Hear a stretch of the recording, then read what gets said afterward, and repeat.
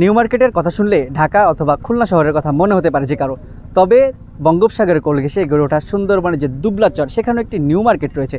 আমরা সেই নিউ মার্কেটে এসেছি। আমরা এই নিউ মার্কেট সম্পর্কে জানতে চাই, এখানে কারা ক্রেতা কারা বিক্রেতা, কী ধরনের পণ্য বিক্রি হয়ে থাকে, দামগুলো আসলে এটি নাগালের মধ্যে কিনা, সেই সব বিষয়ে বিস্তারিত জানবো আজকে।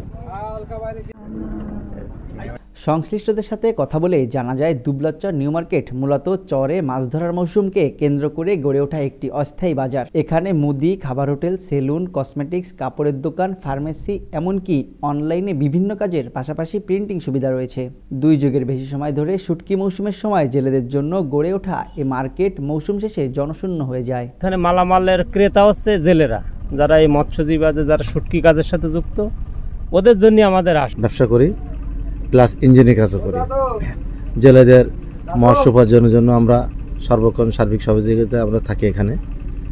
আমরা এখানে প্রতি বছর দীর্ঘ 5 থেকে 5.5 মাস করে থাকি। আমরা নতুন আসছি, আসার পর মনে হলো একটা শহরের মতন ফিলিংস পাচ্ছি। আমাদের জেলে ভাইরা এখানে প্রিন্ট করে, ফটোকপি করে, এই বিষয় আর কি। তারপর আপনার সাহেবেদের কাজ কাম আছে, সমিতির কাজ কাম আছে, যেগুলা প্রিন্টের কাজ, এগুলো আর কি। পায়জামা, লুঙ্গি, শার্ট, গেঞ্জি, বিভিন্ন রকমের যত আইটেম আছে, বিভিন্ন রকমের আইটেম, এবং এই বালিশ, আপনার ওই হাওয়ার বালিশ, এই বিভিন্ন রকমের আর কি।